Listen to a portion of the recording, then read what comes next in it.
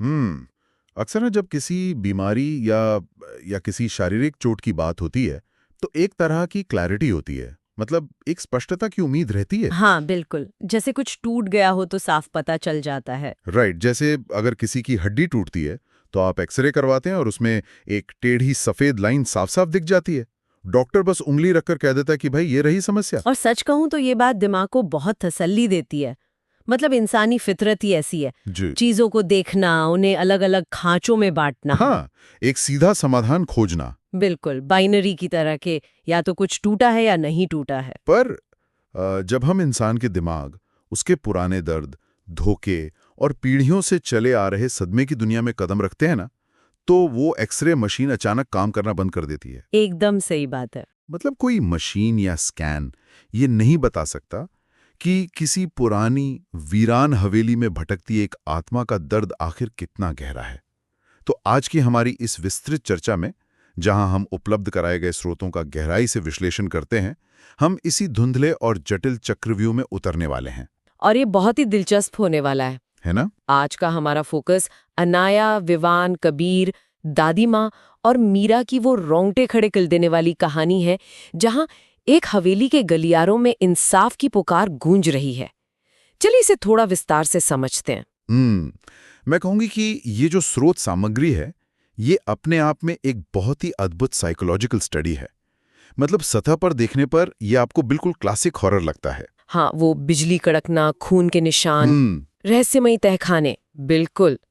लेकिन जैसे जैसे हम गहराइयों में जाते हैं, ये स्पष्ट हो जाता है कि ये डरावनी कहानी सिर्फ डराने के लिए नहीं लिखी गई है।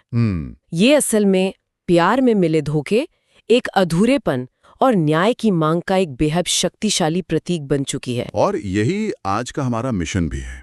हम लोग सिर्फ भूतिया घटनाओं की कोई लिस्ट नहीं बनाने वाले, बल्कि ये समझने वाले हैं कि कैसे असली डरना अक्सर इंसानी नीयत के अंधेरे में छिपा होता है। सही कहा। कहानी के छठे पार्ट की शुरुआत में ही हम देखते हैं कि खौफ का स्तर अचानक से बदल जाता है।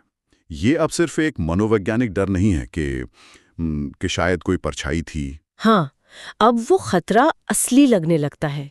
हवेली के बाहर तूफान है और अंदर एक जानलेवा सन्नाटा। और फिर वो शीशे पर लिखी चेतावनी, वो जो मैं फिर वापस आऊंगी। बाप रे, वो लिटरली ऐसा लगता है जैसे कोई धमकी नहीं है, बल्कि एक ऐसा वादा है जो किसी बहुत गहरे दर्द से उपजा है। अगर हम शीशे पर लिखे उस संदेश की ही बात करें, तो वो एक सीधा संकेत है कि अतीत अब वर्तमान पर अपनी छाप छोड़ रहा है। लेकिन जो चीज़ इस खौफ को एक अलग ही स्तर पर ले जाती है, वो है ट्रॉमा का शारीरिक रूप लेना। मतलब फिजिकल मैनिफेस्टेशन।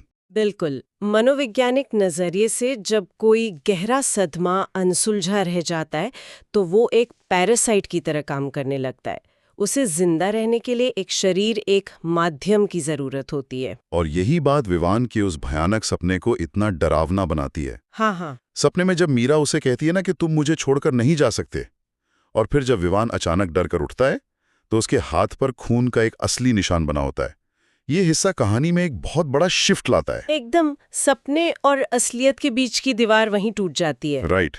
वो पैरासाइट जिसके बारे में आप बात कर रही थी, उसने अपना पहला शारीरिक वार कर दिया है। और यही हमें ये समझना होगा कि भूतिया कहानियों में जब कोई आत्मा शरीर पर निशान छोड़ती है, तो वो असल में चीख चीख कर कह रही होती है कि मेरा दर्द इतना गहरा है कि इसे सिर्फ महसूस नहीं किया जा सकता। उसे शरीर पर ढोना पड़ेगा। बिल्कुल। विवान के हाथ पर वो खूनहा निशान सिर्फ डराने के लिए नहीं है, ये इस बात का सबूत है कि जो दुख अतीत में दफनाया गया था, वो अब वर्तमान को संक्रमित कर रहा है। और इसी संक्रमण के बीच दादी माँ का वो चौंकाने वाला खुलासा होता है। वो मर्डर वाला। हाँ, वो परिवार को बताती हैं कि मीरा की मौत कोई हादसा नहीं थी, वो एक हत्या थी। उसकी आत्मा इसलिए फंसी है क्योंकि उसे इंसाफ चाहिए। ये जो हादसे से हत्या तक का सफर है ना, ये कहानी के पूरे समीकरण को पलट देता है। मतलब जब तक कोई मौत एक हादसा लगती है, तब तक आत्मा का गुस्सा हमें अनुचित लगता है। हाँ, हम सोचते हैं कि भाई इसमें इन बेचारों की क्या गलती है। सही बात है। लेकिन हत्या का मतलब है कि किसी ने जानबूझकर मीरा से उसकी जिंदगी छीनी, उसकी कहानी बीच में ही काट दी गई। और भूतिया साहित्य में जो अधूरा काम होता है, वो हमेशा न्याय से जुड़ा होता है। और यही न्याय की पुकार उन्हें हवेली की तहखाने की ओर ले जाती है।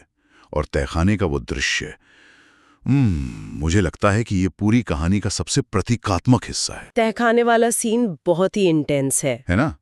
वो पुरानी तस्वीरें, टूटी हुई गुड़िया और दीवारों पर बने अजीब निशान, ये सिर्फ एक कमरा नहीं लगता, ये उस हवेली का अवचेतन मन यानी सबकॉन्शियस लगता है। आर्किटेक्चर के नजरिए से देखें तो तहखाना हमेशा से उन रहस्यों को छुपाने की जगह रहा है जिन्हें समाज या परिवार दुनिया की नजरों से बचाना चाहता है। वे जो टूटी हुई गुड़िया है वो कोई मामूली कबाड़ नहीं है, वो छीने गए बचपन, टूटे हुए सपनों और उस मासूमियत का रूपक है जिसे हवेली की दीवारों ने कुचल दिया। और वहीं कबीर को वो अहम चिट्ठी मिलती है, वो चिट्ठी जो सब कुछ साफ कर देती है। वो लाइन थी ना कि अगर मुझे कुछ हो जाए तो समझ लेना मुझे मेरे प्यार से अलग किया गया है। हाँ। और जैसे ही ये चिट्ठी पढ़ी जाती है, तहखाने का दरवाजा बंद हो जाता है। अंधेरा, फिर वो पायल की आवाज और फिर मीरा का सामने आना, लेकिन इस बार उसकी आंखों से खून बह रहा होता है। वो विजुअल बहुत स्ट्रांग है। वो चीखती है कि उन्होंने मुझे उससे छीन लिया, अब मैं किसी को भी उसे मुझसे दूर नहीं करने दूंगी। आंखों से खून बहने का ये दृश्य ना उस अंधी नफरत को दर्शाता है जो एक भयानक धोखे के बाद पैदा होती है। मतलब जब दर्द इतना ज्यादा हो कि रोने के लिए आंसू कम पड़ जाएं, तो शरीर खून के रूप में अपनी पीड़ा व्यक्त करता है। और सिर्फ मीरा ही नहीं, तहखाने की दीवारों से भी खून टपकने लगता है। ये ऐसा है जैसे खुद हवेली उन पुराने पापों का बोझ नहीं सह पा रही है जिन्हें उसकी नींव में दफनाया गया था। अगर मैं इसे एक एनालॉजी से समझाऊं तो ये पूरी स्थिति एक प्रेशर कुकर की तरह है। सालों पुराना दर्द, धोखा और अनकही बातें उस बंद तहखाने में भाप बनकर इकट्ठी हो रही थीं। बहुत सही एनालॉजी है। और दीवारों से रिश्ता हुआ वो खून उसी प्रेशर कुकर की सीटी से निकलने वाली भाप है जो बता रही है कि अब विस्फोट होने वाला है। बिल्कुल। और वो विस्फोट तब होता है जब जमीन हिलती है, एक दीवार टूटती है और उसके पीछे एक पुराना कमरा दिखाई देता है। उस कमरे के बीचों बीच एक कंकाल पड़ा है जिसके हाथ में उसी अधूरी चिट्ठी का दूसरा हिस्सा है। वो कंकाल मिलना कहानी का टर्निंग पॉइंट है ना? ये दीवार का टूटना इस बात का सबसे बड़ा सबूत है कि सच को चाहे कितनी भी गहरी नींव के नीचे या कितनी भी ईंटों के पीछे क्यों ना दफना दिया जाए, वो हमेशा बाहर आने का रास्ता खोज ही लेता है। कंकाल का मिलना इस बात को स्थापित कर देता है कि मीरा का भौतिक शरीर वहीं कैद था। और जब मीरा की आत्मा चीखती है कि मुझे इंसाफ चाहिए और विवान की आंखें पूरी तरह काली हो जाती हैं। ओह, वो पोजेशन वाला सीन। हाँ, तब कहानी अपने सबसे खतरनाक मोड़ पर पहुंच जाती है। मीरा अब सिर्फ डरा नहीं रही है, वो विवान के अस्तित्व पर पूरी तरह कब्जा कर चुकी है। वो उस प्यार को किसी भी कीमत पर पाना चाहती है जो उससे क्रूरता से छीन लिया गया था। विवान पर ये कब्जा ना एक बहुत ही दिलचस्प सवाल खड़ा करता है। मतलब मीरा ने विवान को ही क्यों चुना? शायद इसलिए क्योंकि विवान और अनाया का जो प्यार है वो उसी प्यार का आईना है जो मीरा कभी जीना चाहती थी। बिल्कुल। विवान के जरिए वो अपने अधूरेपन को पूरा करने की कोशिश कर रही है। लेकिन इस कब्जे से बचने का रास्ता क्या है?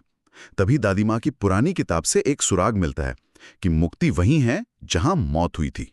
और तभी दीवार पर खून से लिखा उभरता है कि सच्चाई ऊपर वाले कमरे में है। ये जो भौगोलिक बदलाव है ये बहुत अहम है। कैसे? देखिए, कंकाल मिलने के बाद तहखाने का रहस्य तो खुल गया, लेकिन सवाल ये है कि वो कंकाल वहां पहुंचा कैसे?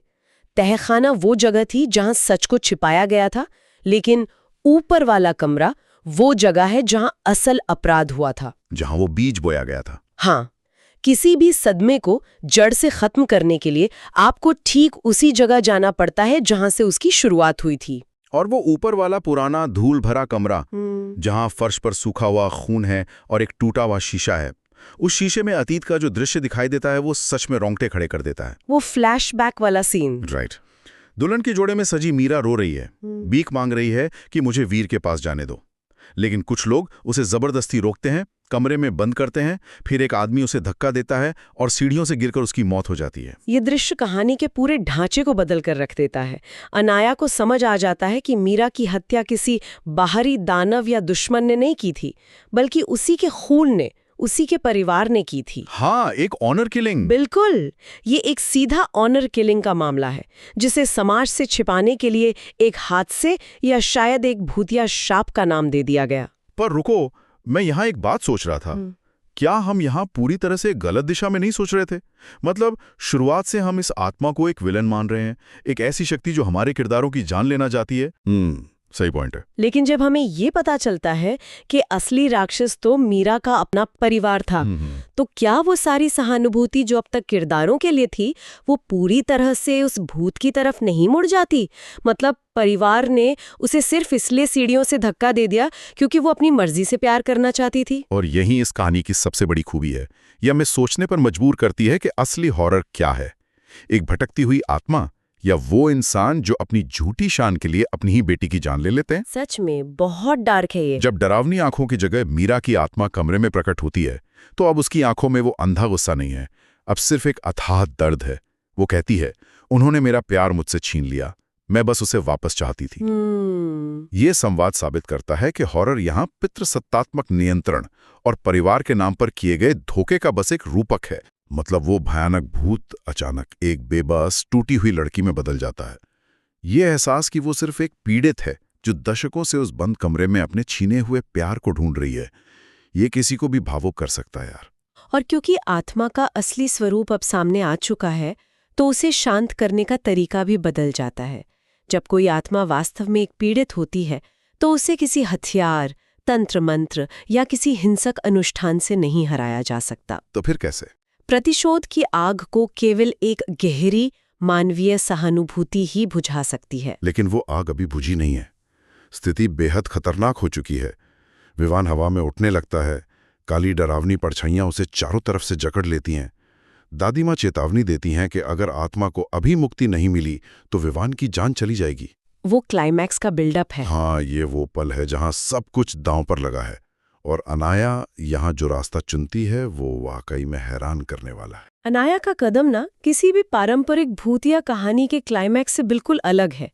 वो भागती नहीं है, वो किसी पवित्र मंत्र का जाप नहीं करती, वो अपना सारा डर एक तरफ रखकर रोते हुए मीरा के सामने हाथ जोड़ लेती है। हाँ, उसने एक ऐसी इमोशनल अपील की जो सीधे मीरा के उस टूटे हुए दिल पर वार करती है। बिल्कुल। अनाया की वो शब्द, अगर प्यार सच में पवित्र होता है तो उसे खत्म मत करो। तुमने अपने प्यार को खोया है, मैं नहीं खो सकती। मैं इससे एक बहुत ही अलग नजरिए से देखती हूँ। अच्छा, कैसे? ये किसी टिक टिक करते हुए टाइम बॉम्ब को रोकने जैसा है, लेकिन लाल या नीले तार को काटकर बॉम्ब डिफ्यूज करने के बजाय ये उस बॉम्ब के पास बैठकर ये समझने जैसा है कि वो बॉम्ब आखिर बनाया क्यों गया था। वाह, ये बहुत गहरी बात कही आपने। अनाया ने मीरा के प्यार को एक तरह से वैलिडेट किया, उसे स्वीकार किया। वो सम्मान जो जीते जी मीरा को उसके अपने परिवार से कभी नहीं मिला, वो सम्मान अनाया ने उसे दिया। उस बारूद को गीला कर दिया। उसने मीरा को ये याद दिलाया कि सच्चा प्यार किसी दूसरे की खुशी को नष्ट करने में नहीं है, बल्कि दूसरे के प्यार की अहमियत को समझने में है। अनाया और मीरा दोनों एक ही स्थिति में हैं। दोनों अपना प्यार खोने की कगार पर खड़ी हैं। इस समान दर्द ने उनके बीच एक अदृश्य पुल बना दिया। और उस सहानुभूति का असर तुरंत दिखाई देता है। जो आत्मा अब तक खून के आंसू रो रही थी, दीवारों से खून बहा रही थी, उसकी आंखों से अचानक सच्चे इंसानी आंसू गिरने लगते हैं। और फिर वो अपना आखिरी सवाल पूछती है। हाँ, जो शायद किसी का भी दिल तोड़ दे। वो पूछती है, क्या अगले जन्म में वो फिर मेरा होगा? ये सवाल इस बात का प्रतीक है कि मीरा ने अपने अतीत की कड़वाहट को छोड़ दिया है। मौत के इतने सालों बाद भी उसकी आस खत्म नहीं हुई थी, लेकिन अब वो भविष्य की एक उम्मीद की ओर देख रही है। करते हैं। इसके तुरंत बाद कमरे में जो सफेद रोशनी भर जाती है, वो न्याय मिलने और आंतरिक शांति का प्रतीक है। सच बाहर आ गया, दर्द को सुन लिया गया और आत्मा मुक्त हो गई। एक अंधेरे खून से सने तहखाने से शुरू होकर कहानी एक सफेद शांत रोशनी में खत्म होती है। ये सफर सच में असाधारण है। तो अगर हम इस पूरी कहानी के दोनों हिस्सों को जोड़कर देखें तो हमारे लिए इसका क्या मतलब निकलता है? ये सिर्फ एक हवेली में भटकने वाले भूत की कहानी तो बिल्कुल नहीं है। नहीं, बिल्कुल नहीं। ये कहानी मानवीय रिश्तों और मनोविज्ञान का एक गहरा आईना है। ये हमें सिखाती है कि जो चीजें समाज या परिवार द्वारा दफन कर दी जाती हैं, वो कभी खत्म नहीं होती। वे अपना रूप बदल लेती हैं और आने वाली पीढ़ियों को परेशान करती हैं। ये इस बात का एक बहुत ही सटीक उदाहरण है कि कैसे पुराने धोखे, बीता हुआ दुख और ना भूल पाने की आदतें हमारे आज के रिश्तों पर एक धूत की तरह साया डाल देती हैं। बिल्कुल। जहां हमारी सबसे दर्दनाक यादें, अधूरे सपने या गहरे घाव छिपे होते हैं। और अगर हम उस ऊपर वाले कमरे में जाकर सच का सामना नहीं करते तो वे घाव हमारे वर्तमान पर कब्जा कर लेते हैं।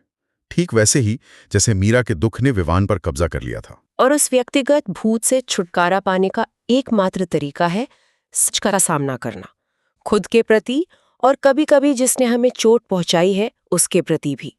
एक सच्ची सहानुभूति दिखाना। जब तक दर्द को स्वीकार नहीं किया जाता तब तक मुक्ति का कोई रास्ता नहीं खुलता। इस कहानी ने हमें डर और खौफ के रास्तों से ले जाते हुए गहरी मानवीय करुणा तक पहुंचाया है। लेकिन आज की इस चर्चा को खत्म करने से पहले एक बहुत ही गहरा विचार है जो कहानी के बिल्कुल आखिर से उपजता है। वो मीरा के सवाल से। हाँ, मुक्ति पाने से ठीक पहले मीरा ये पूछती है कि क्या अगले जन्म में वीर उसका होगा। वो उम्मीद से भरा एक बहुत ही मार्मिक क्षण है ना? लेकिन ये सोचने पर भी मजबूर करता है कि क्या सच्चा प्यार सचमुच मृत्यु से परे होता है, या फिर जन्म जन्मांतर के साथ का ये जो हमारा पारंपरिक रोमांटिक विचार है, ये विचार ही अपने आप में एक ऐसा खूबसूरत जाल है जो इंसानी आत्मा को कभी वर्तमान में शांति नहीं पाने देता। ये तो बहुत ही प्रोवोकेटिव थॉट है। क्या हमेशा अगले जन्म में सब ठीक हो जाने की उम्मीद में बंधे रहना हमें इस पल में मुक्त होने और आगे बढ़ने से रोकता है? यह एक ऐसा सवाल है जिसका कोई सीधा जवाब नहीं है, लेकिन इस पर विचार करना बहुत दिलचस्प होगा। खैर, ज्ञान और रहस्यों की इस गहराई भरी यात्रा में शामिल होने के लिए और इस चक्रव्यूह में हमारे साथ चलने के लिए आप सभी का बहुत बहुत शुक्रिया।